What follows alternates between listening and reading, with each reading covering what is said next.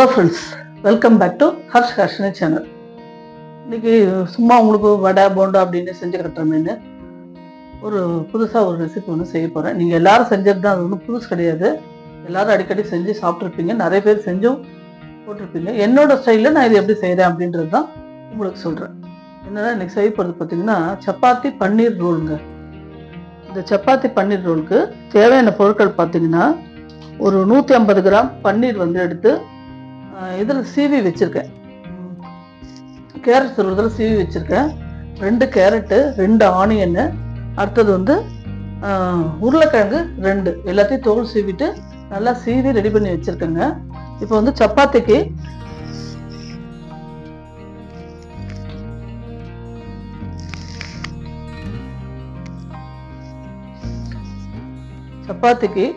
இதால் ஒன்று மாவு எடுத்திருக்கேன். இந்த மாவு பிசைஞ்சிட்டு பார்க்கலாம். எப்போவுமே சப்பாத்திக்கு நம்ம சேனல் பார்க்குறவங்களுக்கு தெரியும், சப்பாத்தி மாவு பிசையும் போது நான் பார்த்தீங்க அப்படின்னா கொஞ்சம் வெதுவெதுப்பான பால் விட்டு அதில் பிசைவேங்க. அந்த பால் விட்டு பிசைஞ்சா ரொம்ப நேரத்துக்கு, சில பேர் தயிர் விடுவாங்க, நான் வந்து பால் விடுவேன், அதுவும் தயிரும் விடலாம். ரொம்ப நேரத்துக்கு அந்த சப்பாத்தி வந்து ரொம்ப நல்லா சாஃப்டாக இருக்கும். அதுக்கோசரம் தான் அந்த மாதிரி பால் விடுறது.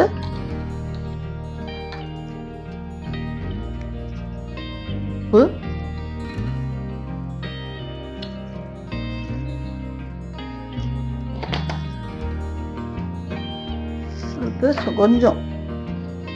கொஞ்சமா சர்க்கரை, ஒரு 1/4 ஸ்பூன் சர்க்கரை இருக்கு. இது போட்டு நல்லா பிசிறிக்கணுங்க. பிசிறிண்டு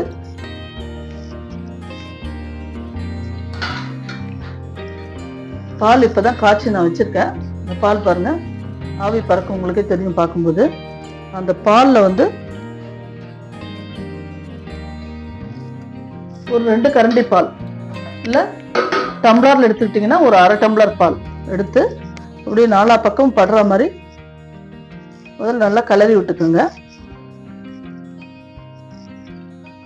4 பக்கமும் இந்த பால் படுற மாதிரி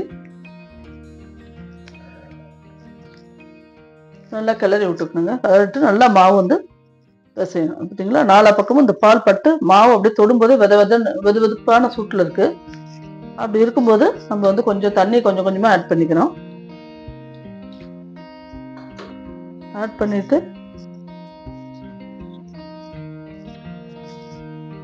அதை வந்து 4 பக்கமும் பிசைஞ்சு வச்சுக்கணுங்க.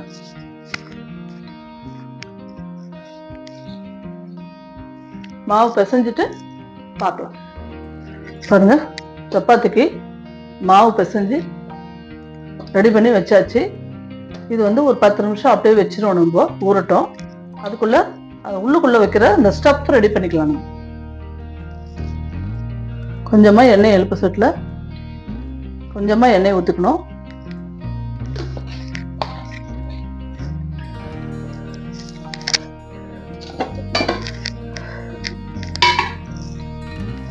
இது 2 கடுகு, 2 கடுகு,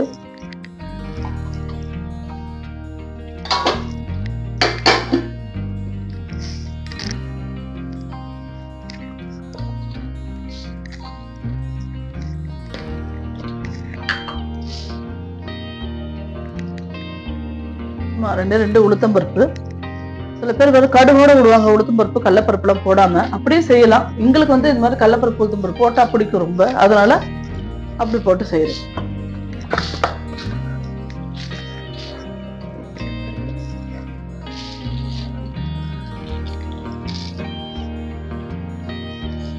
கொஞ்சம் கடலப்பருப்பு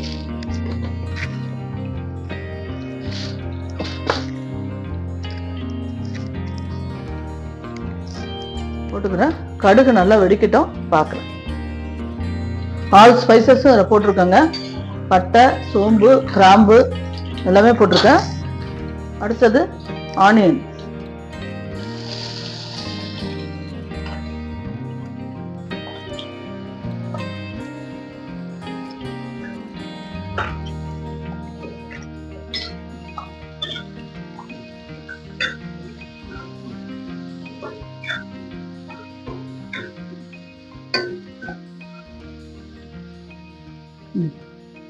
ஆனியன் கொஞ்சம் வதங்கினதுக்கு அப்புறம் இந்த கேரட் போடணும். அப்புறம் உருளைக்கிழங்கு போடணும்.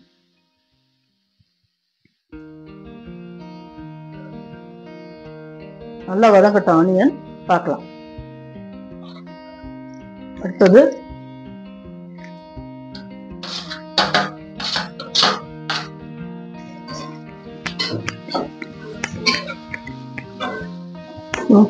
இந்த கேரட்.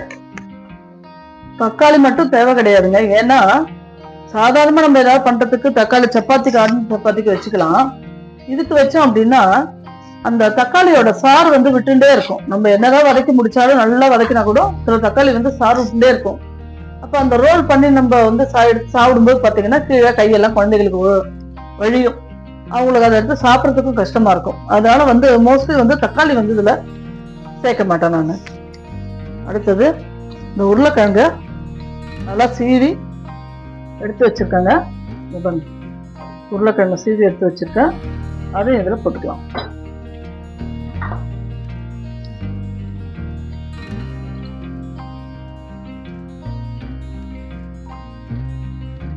போட்டு நல்லா வதக்கணுங்க. நல்லா 4 பக்கமும் காய்கறி, இந்த ஸ்பைசஸ் எல்லாம் ஒன்னா கலக்கணும். ஒன்னா கலக்கிற அளவுக்கு நம்ம வந்து இது வந்து நல்லா வதக்கணும்.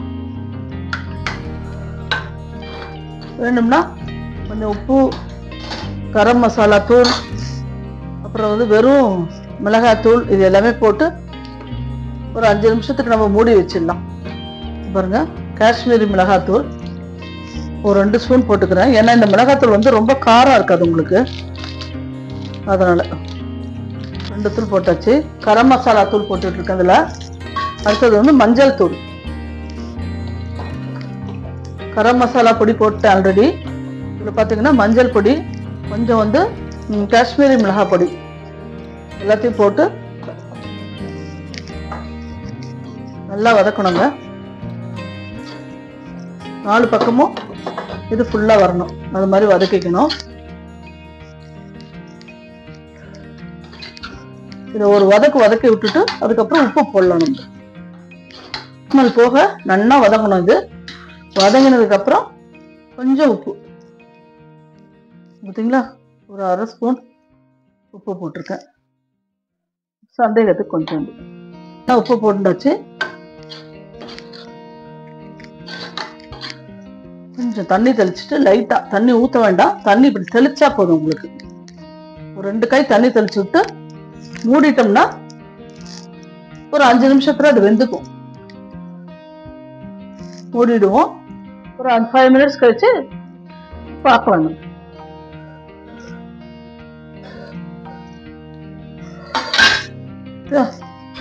நல்லா வெந்து போயிடுத்து. அதுல உள்ள அந்த ஜலம் எல்லாமே அதை இழுத்துன்னு எடுத்து நல்லா வெந்து போயிடுத்து. இப்போ பாத்தீங்க அப்படின்னா இந்த கொஞ்சம் வந்து மேல தூவறதுக்கு சீவி வச்சிருக்கேன். கொஞ்சம் பன்னீரை கொஞ்சம் சின்ன சின்னதா உருண்டைகளை கட் பண்ணி வச்சிருக்கேன். இந்த கட் பண்ணி வச்சிருக்க உருண்டைகளை மட்டும் இதுல போடுறேன். இப்போ ஒரு 5 மினிட்ஸ் இதுல அப்படியே கிளறி ஒரு 5 மினிட்ஸ் இருந்தா போதும், ரொம்ப இருக்க வேண்டாம் அது பன்னீர்.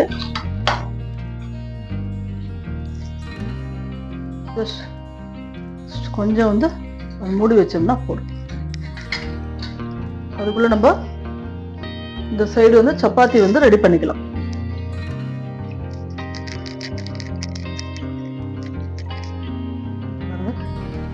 மடக்கி இப்படி மடக்கி மடக்கணும். மடக்கினா சப்பாத்தி உள்ளுக்குள்ள பாத்தீங்கன்னா நல்லா பிரியும். ரோல் ரோலா உங்களுக்கு பிரியும், ஈஸியா இருக்கும்.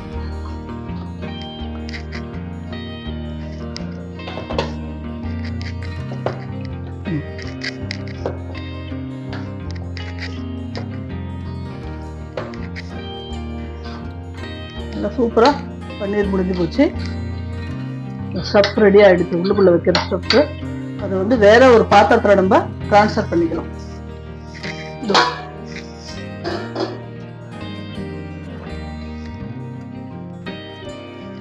இந்த பவுல்ல இதை டிரான்ஸ்ஃபர் பண்ணிடலாம்.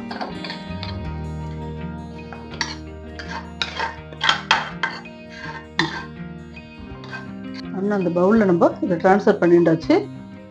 நல்லா பண்ணிட்டு பாருங்க, ஈவனா பண்ணி சரிங்களா. நிறைய காணும். இது கொஞ்சம் எடுத்துட்டாலே போறோம். நீங்க ஃபுல்லா எல்லாரும் சாப்பிட்டு முடிச்சிடலாம். வீட்டுல ஒரு 4-5 பேர் சாப்பிடலாம் தாராளமா.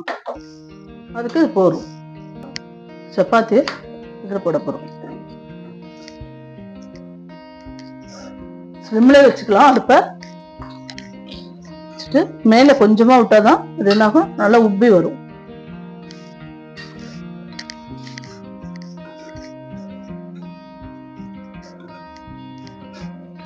சப்பாத்தி போட்டு முடிச்சுட்டு பார்க்கலாம். ரொம்ப சப்பாத்தி நல்லா உப்பி வருது பார்த்தீங்களா? உங்களுக்கே தெரியும் பார்க்கறதுக்கு எப்படி உப்பி வருது பாருங்க. 4 சைடும்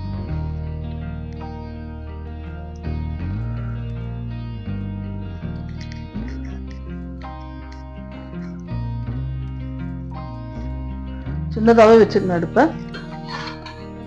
இந்த பக்கம் இப்படி திருப்பி போட்டுருவோம்.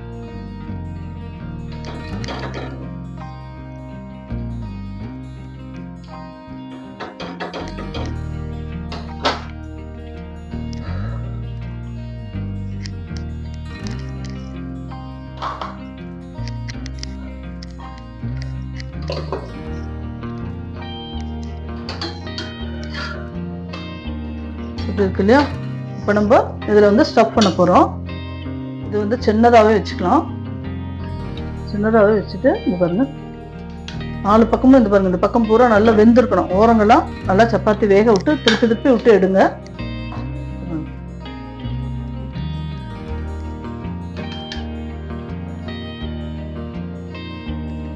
வச்சுட்டு திரும்ப பன்னீரை அப்படி லைட்டாக இது மேலே அப்படி தூவி சீவி வச்சிருக்கேன் இல்லையா, அந்த பன்னீரை அப்படி லைட்டாக தூவி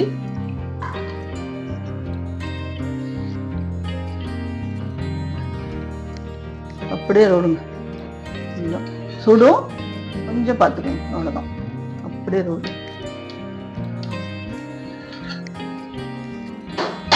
இன்னும் கூட ஒரு ரோல் நம்ம மடிச்சுக்கணும். ஓகேங்களா? இப்படி ரோல் பண்ணி இப்படி எடுத்தாச்சு.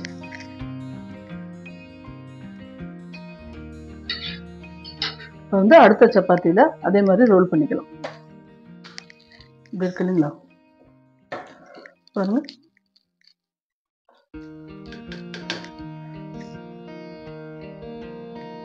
வச்சுட்டு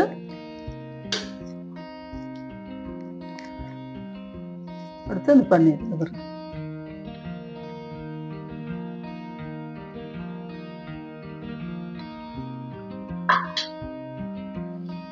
போட்டுக்கணும்.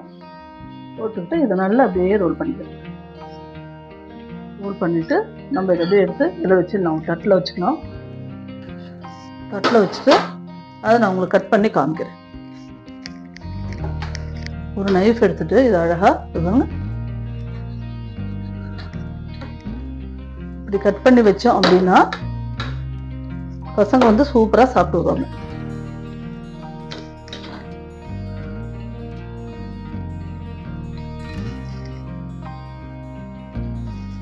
பார்த்தீங்களா? உள்ளுக்குள்ள எப்படி இருக்கு பாருங்க ஸ்டஃப். இந்த மாதிரி அடுத்ததையும் கட் பண்ணி வச்சுக்கலாம். பாருங்க, சாப்பிட்றதுக்கு ரொம்ப அவ்வளோ டேஸ்டா இருக்குங்க. டேஸ்ட் பண்ணி பார்த்துட்டேன் நான்.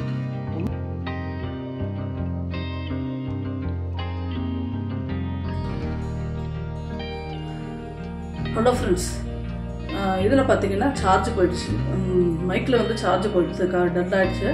அதனால் வந்து உங்களுக்கு நான் அப்படியே வந்து இப்போ வந்து பேசுகிறேன். இப்போ பார்த்தீங்க அப்படின்னா முடிஞ்சிருச்சு. உங்களுக்கு இந்த சப்பாத்தி ரோல் வந்து நல்லாவே முடிஞ்சிருச்சு.